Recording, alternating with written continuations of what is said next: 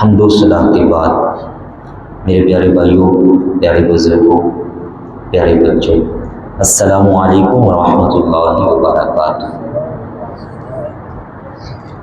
اللہ پاک کا پاک کلام قرآن مجید اللہ تعالیٰ نے ہماری رہنمائی کے لیے نازل فرمایا ہے۔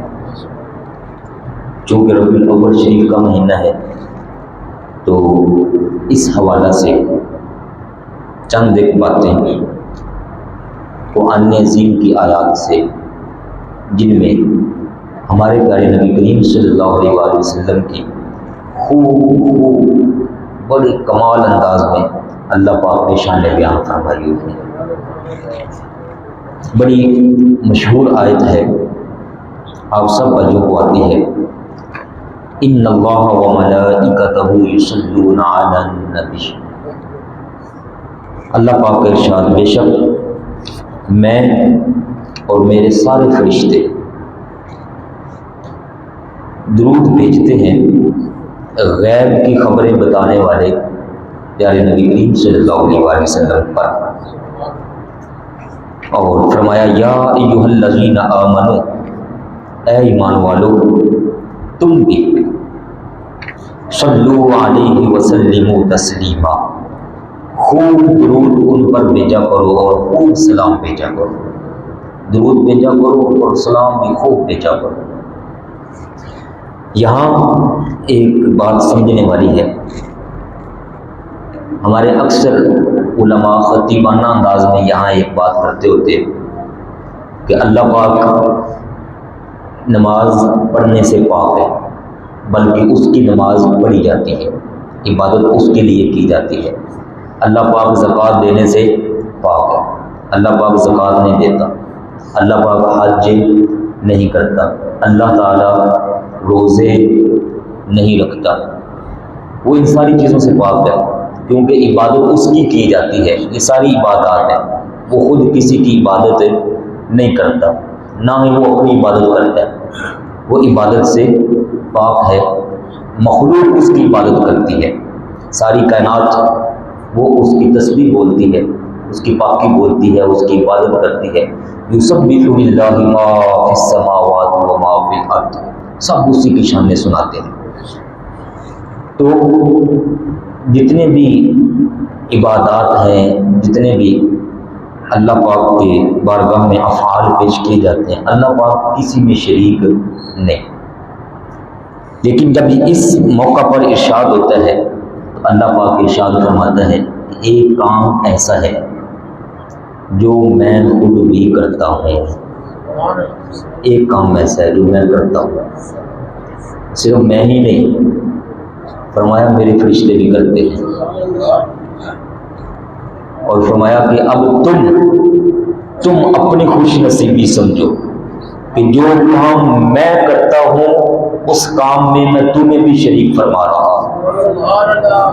ایسا کمال اللہ پاک ہے، فرمایا میں کرتا ہوں، پہلے خبر دی، نماز وغیرہ عبادات روزوں کا حکم آیا، فرمایا تم روزے رکھو، تم نمازیں پڑھو، تم حج کرو، تم زکاتیں دو، تم صدقات کرو، تم ایک دوسرے کے ساتھ معاملات میں ایسا کرو۔ لیکن جب درود پاک کا وقت آتا ہے تو اللہ پاک فرماتا ہے درود شریف میں بھی بھیجتا ہوں، تم بھی بھیجو، اور فرمایا صرف میں ہی نہیں، میرے سارے فرشتے بھیجتے ہیں۔ فرشتوں کی تعداد اللہ جانے، اللہ پاک کے پیارے نبی پاک جانے، فرشتے اتنی تعداد میں ہیں، اتنی تعداد میں کہ بے بہا فرشتے ہیں، سبحان اللہ۔ تم بھی شریک ہو جاؤ۔ یہاں ایک بات سمجھنے والی بڑی قابل غور، دنیا میں جو فرشتے ہیں وہ نہیں گنے جاتے، یہ ہمارے فرشتے جو ہمارے آس پاس ہیں یہ بھی درود بھیجتے رہتے ہیں، پہلا آسمان، دوسرا آسمان، جتنے پہلے آسمان پہ فرشتے ہیں نا، اس سے 2-3 گنا بڑھا کر، 4-5 گنا بڑھا کر، 10-20 گنا بڑھا کر، 100 گنا بڑھا کر، 1000 گنا بڑھا کر دوسرے آسمان پہ فرشتے ہیں۔ میں نے 1 2 4 سے گنتی شروع کی ہے، کیوں کہ یہ جو پہلا آسمان ہے نا، یہ پہلا آسمان بڑا چھوٹا سا ہے، دوسرے آسمان کے سامنے. دوسرے آسمان اور پہلے آسمان میں مناسبت حدیث پاک میں آتا ہے، مثال کے طور پر سمجھایا گیا. ایسے ہی سمجھ لو جیسے ایک بہت بڑا جنگل ہو، بہت بڑا صحرا، بہت بڑا میدان، اور اس میدان کے اندر ایک چھوٹی سی انگوٹھی پڑی ہوئی ہو، چھوٹی سی انگوٹھی. تو اس انگوٹھی کو اس بڑے میدان اور بڑے جنگل کے ساتھ کیا نسبت ہوگی؟ فرمایا پہلا آسمان دوسرے آسمان کے سامنے اس چھوٹی سی انگوٹھی کی طرح ہے. تو پہلے آسمان پر جتنے فرشتے ہیں اس سے کئی گنا بڑھا کر دوسرے آسمان پہ فرشتے ہیں، اور سارا آسمان فرشتوں سے بھرا ہوا ہے. اسی طرح پھر دوسرے آسمان کو تیسرے آسمان سے یہی نسبت ہے. وہ جو آیت آتی نا آیت الکرسی شریف، اس میں آتا ہے وسع کرسیہ السماوات والارض. اس کی تفسیر میں تقریباً تمام مفسرین نے یہ والی روایت نقل فرمائی ہے کہ اللہ پاک نے جو کرسی بنائی ہوئی ہے، واسیہ کرسی، اس نے جو کرسی بنائی وہ اتنی وسیع ہے کہ اس کی وسعتوں میں ساتوں آسمان ساتوں زمینیں سما سکتی ہیں. کرسی اتنی بڑی ہے. اور اس میں بھی حدیث پاک کے یہی جملے ہیں کہ ساتوں زمینیں ساتوں آسمانوں کو ملا کر کرسی کے سامنے اگر پیش کیا جائے تو یہ ایسے لگتے ہیں جیسے ایک بڑے جنگل میدان کے اندر چھوٹی سی انگوٹھی ہوتی ہے. کرسی اتنی وسعت والی ہے. اور پھر اسی حدیث پاک کے اندر یہ جملے ہیں، فرمایا کرسی کو ملا لو، ساتوں آسمانوں کو ملا لو، ساتوں زمینوں کو ملا لو، یہ ساری اشیاء ملا کر عرش کے سامنے ایسے ہیں جیسے ایک چھوٹی سی انگوٹھی ہوتی ہے. عرش اتنا بڑا ہے. اور فرمایا کہ تمہیں میں غیب کی خبر بتا دوں، عرش جو تم لوگوں نے سمجھا ہوا ہے، جو تمہارے سامنے معروف ہے عرش، وہ ایک عرش ہے جس کی اکثر تم باتیں سنتے سناتے رہتے ہو. فرمایا اللہ پاک نے عرش سے بڑھ کر اس طرح سے 70,000 نوروں سے ڈھانپے ہوئے، 70,000 نوروں سے، نور کے رنگ برنگے، اللہ پاک نے 70,000 سے بھی زیادہ عرش تخلیق فرمائے ہوئے ہیں. یہ ایک عرش نہیں ہے، عرش بھی 70,000 سے گئی. اور فرمایا کہ جس عرش کی تمہارے سامنے اللہ پاک شان سناتا ہے نا، بطور دلیل کے، بطور شان کے اللہ پاک فرماتا ہے وَهُوَ رَبُّ الْعَرْشِ الْعَظِيمِ، کہ وہ رب ہے عرش عظیم کا. تو فرمایا کہ یہاں اللہ پاک اس آخری عرش کا نام لیتا ہے جو چھوٹے عرشوں سے بڑا عرش ہے، سب سے بڑا عرش ہے. اور فرمایا معراج کی رات اللہ پاک نے سارے عرشوں کو نیچے رکھ کے مجھے سارے عرشوں سے اوپر بلا کر دیدار عطا کروایا. اس عرش کے یہ تذکرے ہوتے ہیں. اور فرمایا کہ ساری کائنات اس عرش کے سامنے ایسے ہے جیسے چھوٹی سی انگوٹھی ہوتی ہے بڑے میدان کے اندر. اور ہر جگہ پر ساتوں آسمانوں تک، پھر سدرۃ المنتہا، پھر سدرۃ المنتہا پر جو درخت اور بے بہا اس کے وسطے ہیں، اتنی تعداد میں فرشتے ہیں، اتنی تعداد میں فرشتے ہیں. ایک حدیث پاک میں نے پڑھا جب معراج کی رات آپ صلی اللہ علیہ وآلہ وسلم سدرہ پر پہنچے نا، سدرہ پر، تو فرشتوں نے عرض کی یا باری تعالیٰ، ہم تیری بارگاہ میں دعا کرتے ہیں کہ ہمیں اپنے پیارے حبیب صلی اللہ علیہ وآلہ وسلم کا اکٹھے دیدار عطا فرما، اس طرح کہ ہم سارے فرشتے حضور علیہ السلام کا دیدار کریں. تو اللہ پاک نے ساتویں آسمان کے جو فرشتے تھے ان ساروں کو حکم دیا تم سارے سدرہ پہ اکٹھے ہو جاؤ. تو سدرہ پر جب سارے فرشتے بھی دور بھی نورانی مخلوق فرشتے، وہ جب سدرہ پر سارے اکٹھے ہوئے اللہ پاک سے عرض کرتے ہیں مولا یہاں تو ہم پورے نہیں آ سکتے، حبیب علیہ السلام کا دیدار کیسے کریں گے؟ تو اللہ پاک نے فرمایا کہ سدرہ پر چڑھ جاؤ، درخت ہے نا درخت، بس سدرہ پر چلے جاؤ. اور وہ درخت بہت بڑا ہے. میں فرشتوں نے ہر طرف سے سدرہ کو اپنے نور سے گھیر لیا، ہر طرف نور ہی نور. اور ان کے اس کیفیت کو بیان کرنے کے لیے اللہ پاک نے قرآن پاک میں بعد میں جب اس کا اظہار کیا نا، بیان کیا، تو فرمایا فَغَشَّاهَا مَا غَشَّاهَا، اس وقت سدرہ پر چھا رہا تھا جو چھا رہا تھا.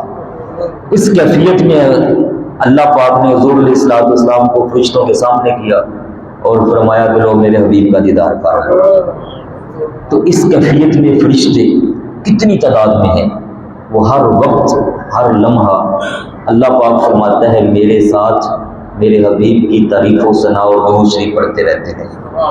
اب یہاں ذرا سنیے گا، بخاری شریف کی ایک حدیث پاک، یہی آیت، یہ ان اللہ و ملائکتہ یصلون علی النبی، یہ سورہ الاحزاب 22واں پارہ آیت نمبر 56 اس آیت کی تفسیر کرتے ہوئے امام بخاری علیہ رحمہ نے بخاری شریف کے اندر کتاب التفسیر میں اسی آیت کی تفسیر میں لکھا کہ بڑے عظیم تابعی ہیں حضرت ابو العالیہ رضی اللہ تعالی عنہ، یہ وہ ہیں جنہوں نے سیدنا صدیق اکبر سے حدیثیں سیکھی ہوئی ہیں۔ سیدنا صدیق اکبر کے پیچھے انہوں نے نمازیں پڑھی، فاروق اعظم کے پیچھے نمازیں پڑھی۔ حضرت ابو العالیہ سے پوچھا گیا کہ اللہ پاک کا درود کیا ہے؟ اللہ پاک درود بھیجتا ہے، تو سوال یہ کہ اللہ پاک کا درود کیا ہے؟ ہم جب درود بھیجتے ہیں تو ہم کہتے ہیں اللہم صلی علی محمد وعلی آل محمد، ہم یہ پڑھتے ہیں الصلاۃ والسلام علیک یا رسول اللہ پڑھتے ہیں۔ سوال ہوا حضرت ابو العالیہ سے اللہ پاک کا درود کیا ہے؟ امام بخاری کے جملے سنیے گا، حضرت ابو العالیہ فرمانے لگے صلاۃہ، اللہ پاک کا درود یہ ہے، صلاۃہ ثناؤہ علیہ عند الملائکہ، ثنا تعریف و ثنا، ہم یہ شروع پڑھتے ہیں نا سبحانک، اللہ کو ثنا کہتے ہیں۔ حضرت ابو العالیہ کہتے ہیں کہ اللہ پاک کا درود یہ ہے جو فرشتوں کے سامنے اپنے پیارے حبیب کی شان بیان فرماتا ہے۔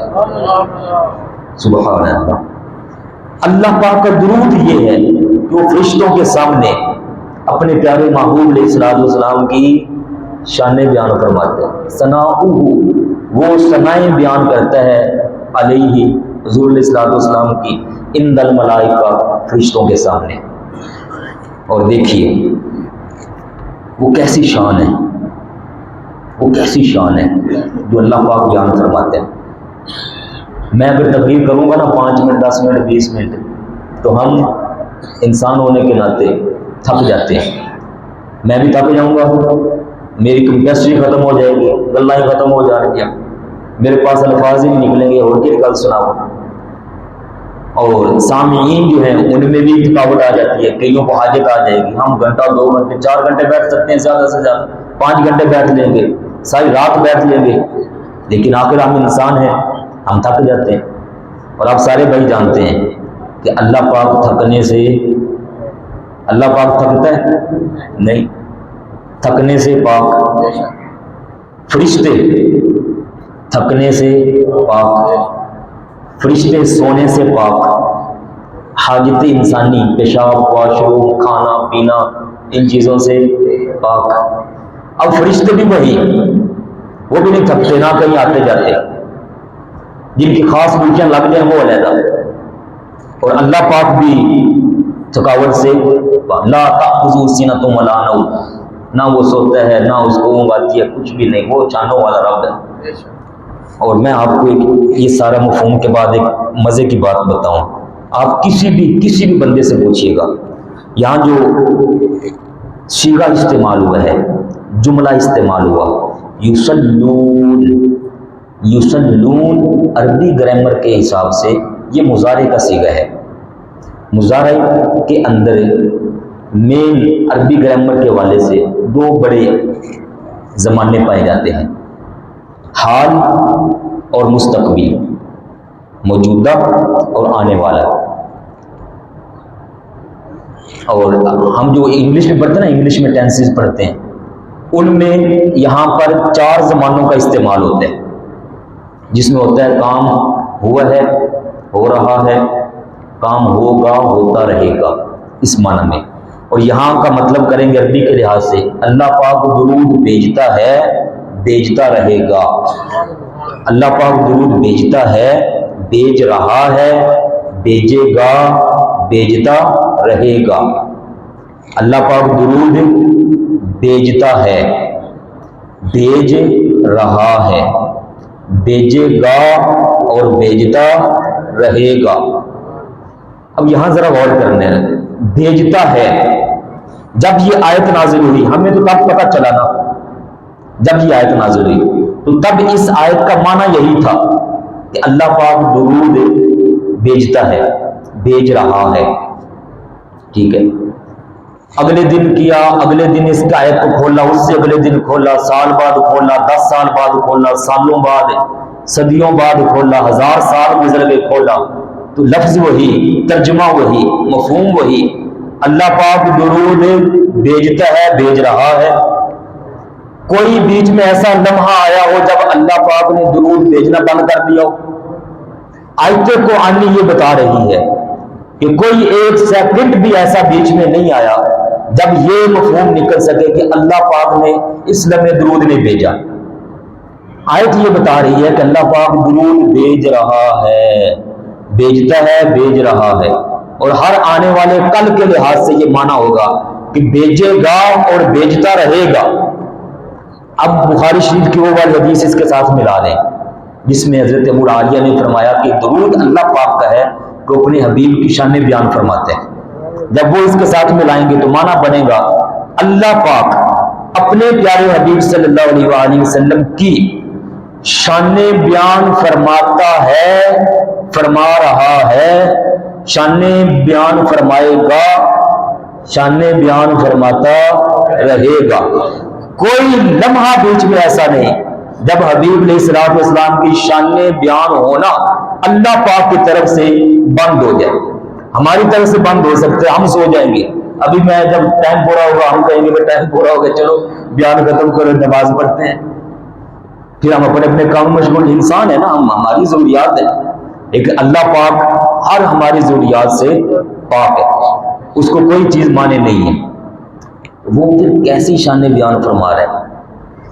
کون سی ایسی شان ہے جو اللہ پاک بیان فرمائے جا رہے ہیں اور شانیں ختم نہیں ہو رہی؟ ہاں جی، کیسی شانیں ہیں ہمارے حبیب صلی اللہ علیہ وآلہ وسلم جو اللہ پاک بیان فرما رہے ہیں۔ میں نے قرآن پاک اور بخاری شریف کا حوالہ دیا، میں کسی آج کل کے بندے کی بات نہیں سنا رہا ہوں کہ بندہ کوئی کہے جاتا ہے آدھے پلو ماری جاتا ہے، رد کرتے ہیں نا کہ اس طرح بھی اعتراض کر دیتے ہیں۔ اللہ پاک کون سی شانیں سنا رہے ہیں؟ اور یاد رکھیے میرے پیارے بھائی، میں نے جیسے پہلے فرمایا ہماری کمپیسٹری ختم ہو جاتی ہے، ہمارے الفاظ ختم ہو جاتے ہیں، لیکن اللہ پاک کے الفاظ ختم نہیں ہوتے۔ یہ دیکھیے قرآن پاک کی آیت، ارشاد باری تعالیٰ سورہ لقمان، آیت نمبر 21واں پارہ سورہ لقمان، اور آیت کا نمبر ہے 27۔ اللہ پاک کے کلمات کیسے ہیں، اللہ پاک کے جملے کیسے ہیں، اللہ پاک کا کلام کیسا ہے؟ فرمایا وَلَوْ أَنَّ مَا فِي الْأَرْضِ مِنْ شَجَرَةٍ، کائنات میں جتنے بھی درخت ہیں وہ سارے درخت اقلام، کلمے بن جائیں، قلم۔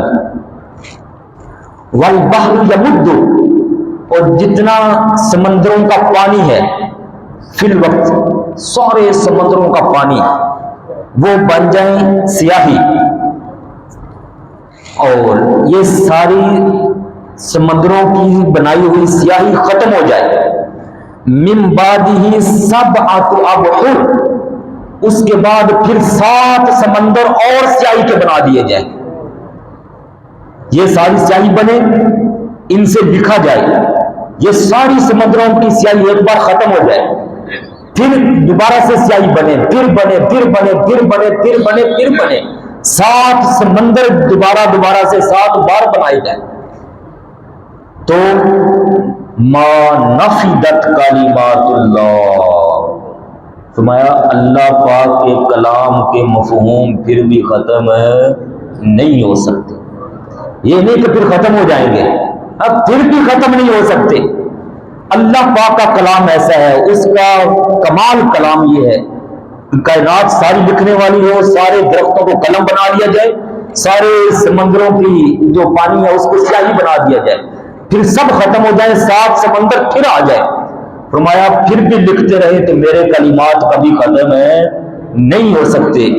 ایسے کلمات کے ساتھ اللہ پاک اپنے حبیب کی شان بیان فرما رہے ہیں، تو شانیں کیسے ختم ہو سکتی ہیں؟ حضور علیہ الصلوۃ والسلام کی شانیں، میں نے یصلون علی النبی کی تفسیر یہ عرض کر رہا ہوں، حضور پاک کی شانیں کیسے ختم ہو سکتی ہیں؟ اور یہاں امام بخاری نے اگلا جملہ جو لکھا بخاری شریف کے اندر، فرشتوں کا درود کیا ہے؟ اللہ پاک نے فرمایا نا کہ میں بھی درود بھیجتا ہوں، میرے فرشتے بھی درود بھیجتے ہیں۔ فرمایا میرا درود تو یہ کہ میں شان سنا رہا ہوں اپنے حبیب علیہ السلام، فرشتوں کا درود کیا ہے؟ حضرت ابو العالیہ بخاری شریف کتاب التفسیر سورہ الاحزاب کی آیت نمبر 56 ان اللہ و ملائکہ کے تحت لکھتے ہیں فرشتوں کا درود یہ ہے۔ فرشتے کہتے ہیں جب وہ شان سنتے ہیں نا اللہ پاک سے، حضور علیہ السلام کی شان سنتے ہیں تو فرشتے آگے سے عرض کرتے ہیں یا رب العالمین اور سنا، یا اللہ اور سنا۔ دعا، فرشتے دعا کرتے ہیں مولا یہ جو تو سنا رہے ہیں نا ہم تجھ سے عرض کر رہے ہیں، دعا مانگ رہے ہیں اور سنا۔ فرشتے شانے سنے جا رہے ہیں، اللہ پاک شانے سنائے جا رہے ہیں، نہ شانے ختم ہو رہی ہیں، نہ فرشتے پاک رہے ہیں، نہ اللہ پاک، اور اس کے باوجود ساری کائنات کا نظام بھی اللہ پاک چلا رہا ہے۔ اور اللہ پاک کوئی ہماری طرح معاذ اللہ محتاج تو نہیں ہے نا کہ میں اگر آپ کی طرف آپ مشغول ہوں تو میں اس وقت دوسرا کام کوئی نہیں کر سکتا، لیکن اللہ پاک تو بے بہا شانوں والا ہے، وہ تو ایسا نہیں ہے کہ ایک طرف اگر متوجہ ہوگا تو باقی ساری کائنات وہ توجہ سے ہٹ جائے گی، ساری کائنات اس کے کنٹرول میں ہے، اس کی طاقت ایسی ہے ان اللہ علی کل شیء قدیر، وہ سب پر قادر ہے، ہر شے اس کے کنٹرول میں ہے۔ اور ادھر وہ اپنے محبوب علیہ السلام کی شانیں بھی اس درجے کے ساتھ بیان فرما رہا ہے جو کبھی ختم ہونے والی ہی نہیں۔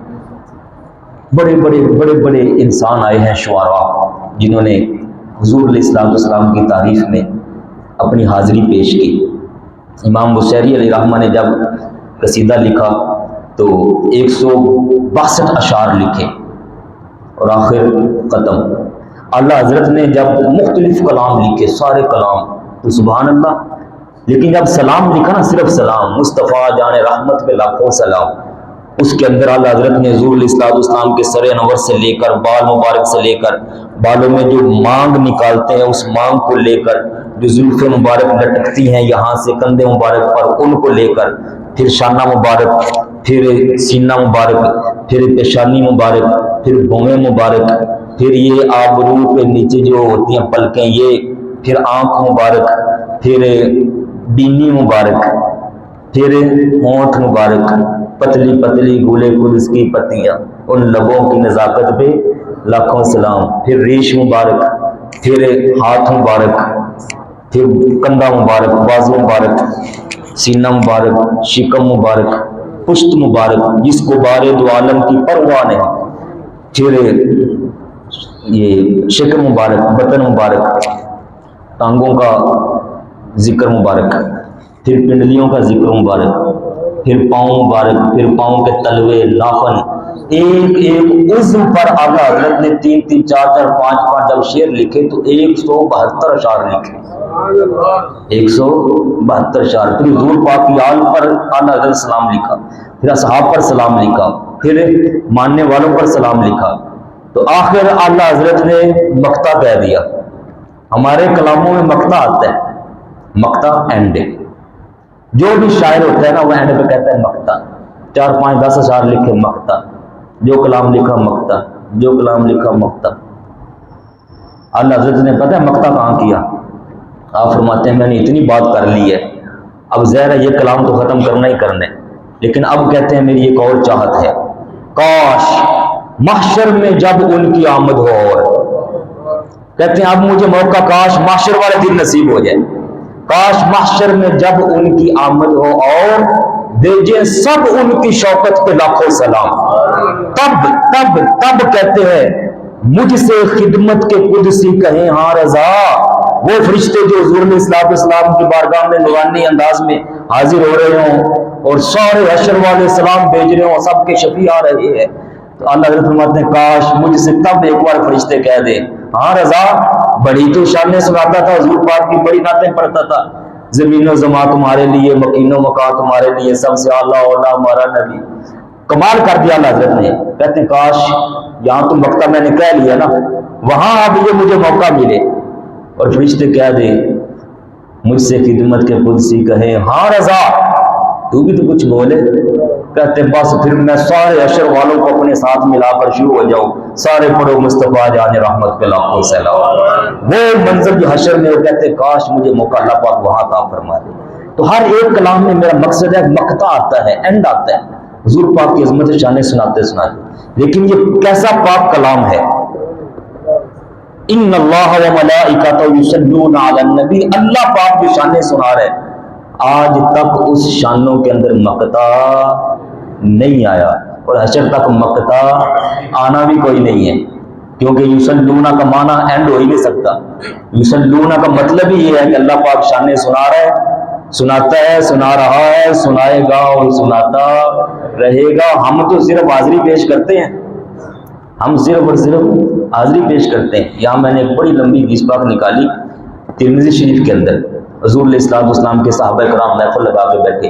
یہ تیسرا پارہ پڑھیے گا, پہلی آیت. تلک الرسل فضلنا بعضهم علی بعض منهم من کلم اللہ ورفع بعضهم درجات. اللہ پاک فرماتا ہے یہ سب انبیاء کو شانیں میں نے دی ہیں. کسی کے ساتھ میں نے کلام فرمایا, ڈائریکٹ کلام فرمایا حضرت موسیٰ علیہ السلام, اور فرمایا کوئی ایسے بھی ہیں جن کو میں نے اپنے پاس بلا کر ڈائریکٹ دیدار عطا کروا دیا. ایک دن ایسے ہوا کہ حضور علیہ السلام کے صحابہ کرام محفل لگائے بیٹھے ہیں. ترمذی شریف حدیث پاک نمبر 3616. صحابہ کرام بیٹھے, اچانک اوپر سے نا کریم آقا علیہ السلام تشریف لا رہے. آپ نے صحابہ کی گفتگو سنی تو آپ وہیں بہر رک گئے, کان لگائے یہ باتیں کیا کر رہے ہیں. میں نے پچھلے جو بھی ایک حدیث پاک سنائی تھی. لوگ کہتے ہیں ہمارے اوپر اعتراض کر دیتے ہیں کہ صحابہ نے کیا حضور پاک کے آمد پر یا آپ کی میلاد پر اس طرح کی محفلیں سجائیں. اللہ کے بندو, حضور پاک کی شانیں اگر نہیں ہم نے سنانی تو سنانا کیا ہے. صحابہ کرام بیٹھے, حضور علیہ السلام تشریف لائے. آپ نے غور فرمایا کہ گفتگو ہو رہی, آپ وہیں ٹھہر گئے. آپ نے ان کی باتیں سنی. حدیث پاک کے جملے سنیے گا. حضرت ابن عباس راوی ہیں, جالسا ناس من اصحاب رسول اللہ, رسول اللہ صلی اللہ علیہ وسلم کے صحابہ جلسہ کر رہے تھے. جالسا محفل لگا کے بیٹھے ہوئے تھے. ینتظرون, اور سارے منتظر تھے کہ حضور پاک تشریف لے آئے. وہ کیسی محفلیں ہوتی ہوں گی جب تک حضور پاک نہیں تشریف لائے, ابھی انتظار ہو رہا ہے. تو فخرج, حضور پاک باہر تشریف لائے. حتی اذا دنا منہم, جب ان کے قریب پہنچے. سمعہم یتذاکرون, تو آپ نے ان کی گفتگو سنی. وہ آپس میں مذاکرہ کر رہے تھے, تذکرہ کر رہے تھے, گفتگو ہو رہی تھی. فسمع حدیثہم, ان کی باتیں سنی. فقال بعضهم, ان میں سے ایک نے تعجب کرتے ہوئے کہا, ان اللہ عز وجل اتخذ من خلقہ خلیلا, اللہ پاک نے دیکھو اپنی مخلوق میں سے ایک خلیل بنایا ہوا ہے. حضرت ابراہیم علیہ السلام کو خلیل بنا لیا. وقال آخر, اب یہ میں کہہ رہا ہوں کہ ایک محفل کے اندر صحابہ باری باری تقریر کر رہے ہیں. اس کو ہم آج کے دور میں نئے انداز میں کہہ سکتے ہیں کانفرنس. کانفرنس وہ ہوتی ہے جس میں 3 4 5 10 افراد کو موقع ملے گفتگو کرنے کا. اگر ایک اکیلا ہو تو اس کو کانفرنس نہیں کہتے. جہاں کافی سارے لوگ اپنی سوچ کا اظہار کر رہے ہیں اس کو کانفرنس کہتے ہیں. تو ہم یہ کہہ سکتے ہیں جب ایک نہیں 2 4 5 10 صحابہ بول رہے تھے تو اس کو کانفرنس جدید طور پہ الفاظ دے سکتے ہیں.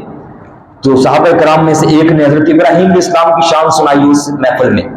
دوسرے نے کہا ماذا بعجب من کلام موسیٰ کلم اللہ تکلیما, دوسرے کی گفتگو کا عنوان حضرت موسیٰ علیہ السلام کی شانیں سنانا. انہوں نے کہا کیا شان حضرت موسیٰ علیہ السلام کے, اللہ پاک ڈائریکٹ کلام فرمایا. وقال آخر, تیسرے نے کہا فعیسیٰ کلمۃ اللہ وروحہ, تیسرے کی گفتگو کا مرکز حضرت عیسیٰ علیہ السلام کی شان سنانا. وقال آخر, ایک چوتھے بولے آدم, ہم تو شروع ہوئے حضرت ابراہیم سے, حضرت موسیٰ سے, حضرت عیسیٰ سے, تو پہلے جو ہستی ہیں حضرت آدم علیہ السلام, ان کی شانیں بھی کی سنائے. استفاہ اللہ, وہ کیسی کمال ہستی ہے. اللہ پاک نے ساری انسانیت کا باپ بنانے کے لیے ان کو چن لیا تھا, حضرت آدم علیہ السلام کو. یہ 4 اصحاب نے جب تقریریں کر لی, فخرج علیہم اگر حضور پاک نہ تشریف لاتے تو ممکن ہے اور بھی باتیں ہوتی رہتی، لیکن جب اتنی بات ہوئی تو آقا پاک علیہ الصلوۃ والسلام جلوہ گر ہوئے، تشریف لائے، فسلم، سلام فرمایا، وقالا، اور فرمایا جب ان میں پہنچے تو فرمایا قد سمعت کلامکم وعجبکم، میں نے تمہاری تقریریں بھی سن لی اور تمہارا تعجب کرنا بھی سن لیا، تم جو تعجب کر رہے تھے کیا شان یار، کیا شان، کیا شان، کیا شان، اور میں نے سب سنا ہے تمہارا، لیکن سنو، جس نے کہا حضرت ابراہیم خلیل اللہ ہے، میں فرماتا ہوں وہ کذالک، یقیناً وہ ایسے ہی ہے، جس نے کہا کہ موسیٰ علیہ السلام نجی اللہ ہے، میں فرماتا ہوں وہ کذالک، جس نے فرمایا عیسیٰ علیہ السلام روح اللہ ہے، میں فرماتا ہوں وہ کذالک، جس نے کہا کہ وہ کلمۃ اللہ ہے، میں فرماتا ہوں وہ کذالک، یقیناً ان کی یہی شان ہے، جس نے کہا کہ حضرت آدم علیہ السلام صفی اللہ ہے، میں فرماتا ہوں وہ کذالک، وَهُوَ كَذَلِكَ وَهُوَ كَذَلِكَ، واقعی وہ ویسے ہی ہیں، واقعی ویسے ہیں، واقعی ویسے ہیں، لیکن سنیے، اللہ، فرمایا اللہ، سنو سنو، وَآنَا، وَآنَا، فرمایا وہ تو یہ شانوں والے ہیں، لیکن وَآنَا، میں اب سارے صحابہ دیکھ رہے حضور صلی اللہ علیہ وسلم کیا فرمانا چاہ رہے، اس کا مطلب ان صحابہ کی تقریروں کا عنوان پہلے انبیاء کی شانیں سنانا تھا، اور حضور علیہ الصلوۃ والسلام نے اس محفل میں آ کر اپنی شان سنانا شروع فرما دی، میں سنو، وہ آنا، اور میں، جملہ ہے حدیث پاک کا، میں تمہیں بتاتا ہوں، وہ آنا حبیب اللہ، وہ خلیل اللہ تھے، وہ صفی اللہ تھے، وہ نجی اللہ تھے، وہ کلمت اللہ تھے، وہ روح اللہ تھے، وہ آنا حبیب اللہ، میں اللہ پاک کا حبیب ہوں، اور حبیب پتہ کسے کہتے ہیں؟ حبیب کا مطلب ہوتا ہے کہ جیسے محبوب چاہے اللہ پاک ویسا کروا دے، اللہ رسول اللہ صلی اللہ علیہ وسلم، یہ ایک علیحدہ موضوع نکل آئے گا،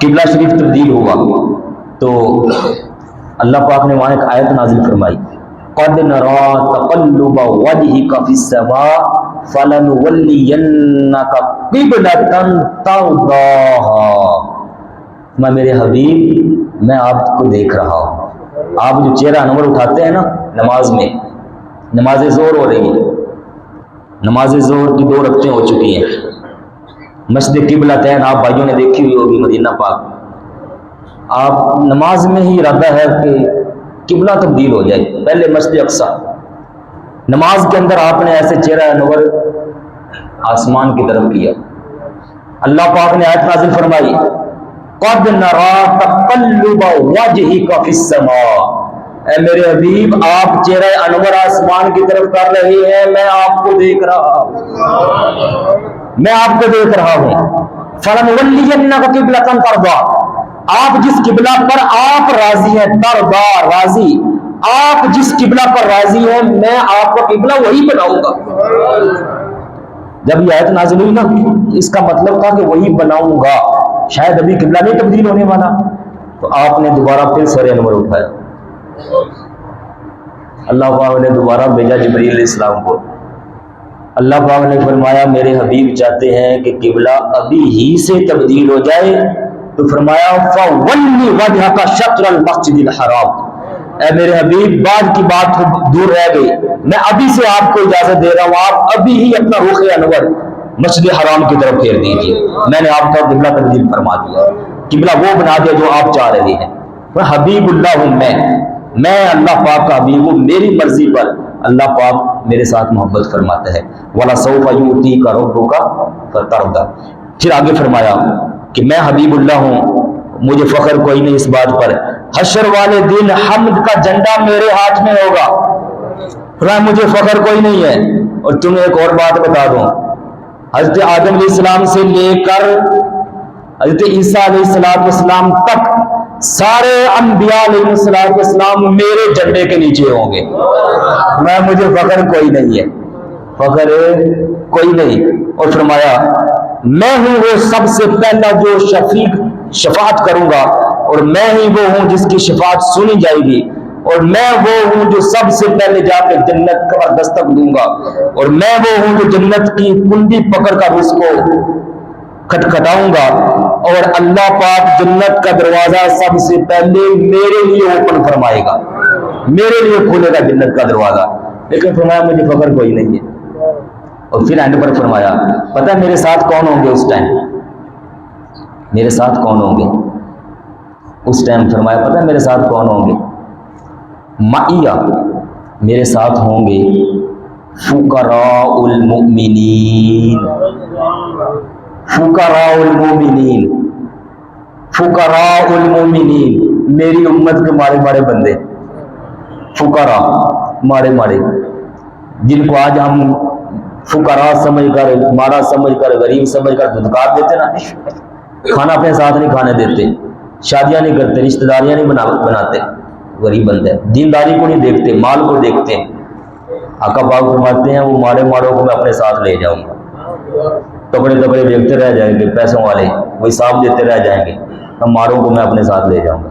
اس لیے چاہے جتنا بھی اللہ پاک نے نوازا ہے، کبھی یہ نہ کہ میں امیر ہو گیا ہوں، کہ مولا تیری رحمتوں کے سائے میں ہوں، تو جتنا بھی دے دے تیرا کرم ہے، مجھے یہ والا کبھی نہ بننے دینا کہ میں ان لوگوں میں سے پیچھے رہ جاؤں جن کو حضور پاک ساتھ لے کے اپنے ساتھ جانے والے ہیں. یا اللہ مجھے ان پیچھے رہنے والوں میں نہ کر دینا. یہ شان عظمتیں ہمارے آقا پاک علیہ السلام نے محفل کے اندر آ کر خود اپنی بیان فرمائی ہوئی ہیں. اس لیے تلک الرسل فضلنا، دیگر آیات طیبات، ان اللہ و ملائکہ، یہ سب ہم کو بتا رہی ہیں میرے پیارے بھائیوں. شانیں سنیں، شانیں سنائیں، ان کے اسوہ حسنہ کو دیکھیں، آپ کی زندگی مبارک کو دیکھیں، آپ نے جو ہمیں تعلیم دی سکھایا ہے اس کو دیکھیں، اس کے مطابق اپنے آپ کو ڈھال لیں. انشاءاللہ دنیا بھی کامیاب، قبر بھی کامیاب، حشر بھی کامیاب، اور دین دنیا ہر جگہ اللہ پاک کے فضل سے رحمتیں ہو جائے گی. اب وقت ہے کہ آپ کی محبت میں دن رات گزارے جائیں، تاکہ دنیا آپ سے جو دور جا رہی ہے، مسلمان جو دور ہو رہے ہیں، جو آپ کی محبت کو دور کیا جا رہا ہے، اللہ پاک ان سارے لوگوں سے فتنے کو، ان کے فتنوں سے بچا کر ہمیں آقا پاک کی سچی غلامی عطا فرما دے. وآخر دعوانا الحمدللہ رب العالمین.